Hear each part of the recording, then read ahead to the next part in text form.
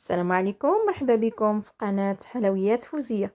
تنتمنى هذا الفيديو يلقاكم على خير وبخير وفي احسن الاحوال يا ربي.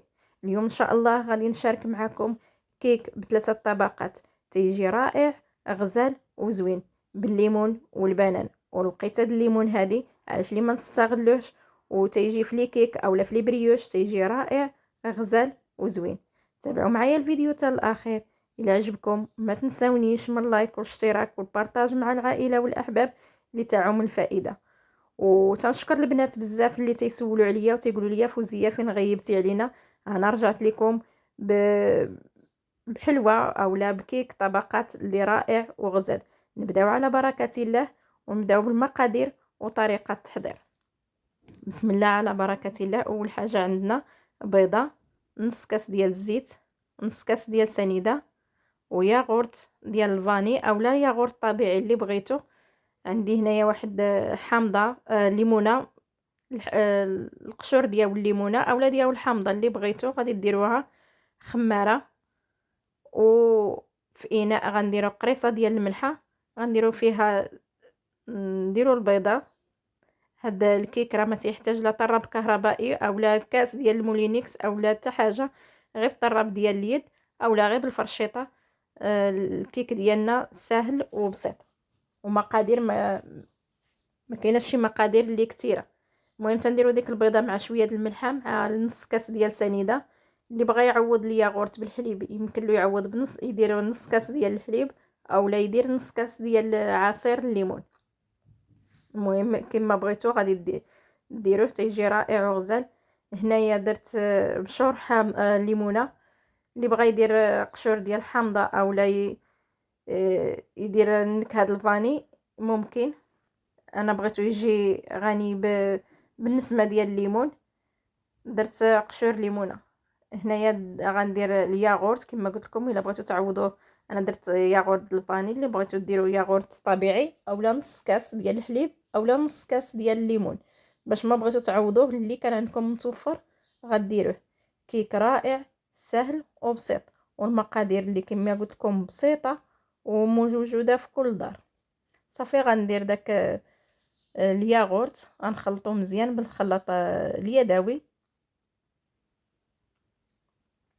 كما قلت لكم تنشكر البنات بزاف اللي تيسولوا عليا في الخاص اولا في الواتساب تيقولوا لي فوزيه فين غيبتي علينا. المهم مع المشاغل راكم عارفين ديال رمضان، وكما تتشوفوا المشاهده ما كايناش كثيره. تتعذبي على الفيديو، تتحطيه، تتمونطيه، تتنوضي تتصوري، والمشاهده ما كايناش. تحطي الفيديو بشوق تضربي عليه تماره وكل شيء، في التالي تتلقاي 30 40 واحد اللي شافوه. تيجيك الاحباط.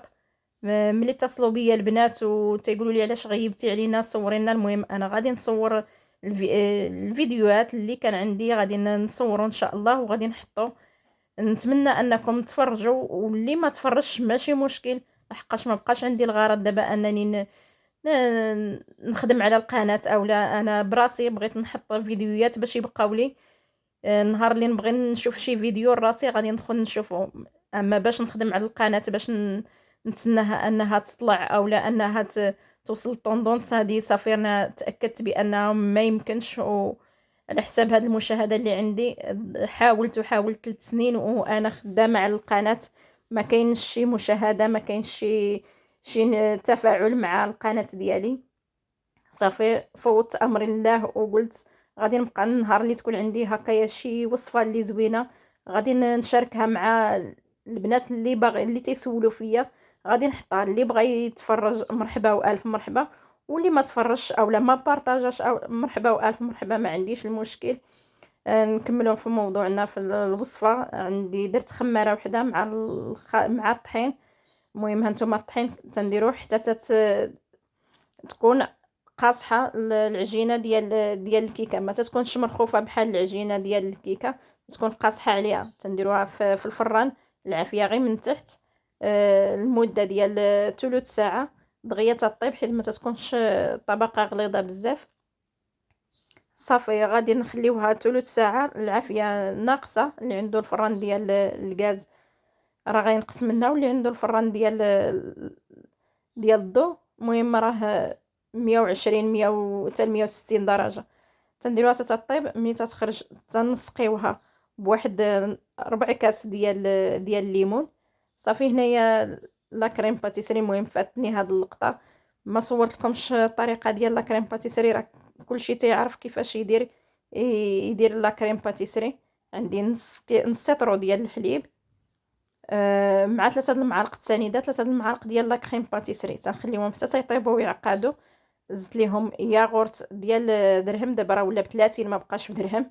ياغورت صغير مع خنيشه ديال الفاني باش يتركز المذاق ديال الفاني في الكريمه. المهم حتى تيطيب لا كريم باتيسري. عاد تنديرو ساشيه ديال الفاني مع ياغورت صغير. صافي غادي نخويوها فوق الطبقه ديالنا وهي باقا سخونه، ما نخليوهاش حتى تتبرد. المهم حتى تتبرد هذه الكيكه مع لا كريم باتيسري، تنحطوها هكايا على جنب. صافي تنوجدو العصير اللي غنديروه من فوق. نديرو الطبقه الثالثه. داك الكاس ديال الليمون، نص 4 كاس سقيت به الكيكه ديالنا، راها رطبه ما تحتاجش تسقيوها بزاف. اللي بقى خويته في الكاسرونه، زدت عليه 2 معالق ديال الليمون، حيت الليمون راه عندنا 2 معالق ديال السنيده، حيت الليمون عندنا حلو. درت هنا 2 ساشيات ديال فلون د الفاني. ضروري ما نديرو فلو د الفاني، ما نديروش فلو ديال الفريز اولا ديال الشكلاط، لحقاش غيعطينا اللون. الفاني ما تيعطيش اللون. صافي درت هنا 2 فلو، غادي نردهم على نار مهيله حتى غادي يطيب لينا العصير ديالنا ديال الليمون مع الفلو مع السكر. غادي نبداو نقطعوا البنان غادي نقطعوه شكل دائري، نتوما غتشوفوا كيفاش. المهم انا حطيت قدامي هاد 3 البنانات اولا 4، وغنشوف القياس اللي غيقدني. المهم تنقطعوه هكايا مايل شي شويه. المهم اللي بغى يعصر عليه شويه ديال الحامض باش ما يكحالش، باش ما يتاكسدش. المهم انا بالزربه قطعته وحطيته هكا، راه شويه كحل ليا حيت ما درتلوش الحامض.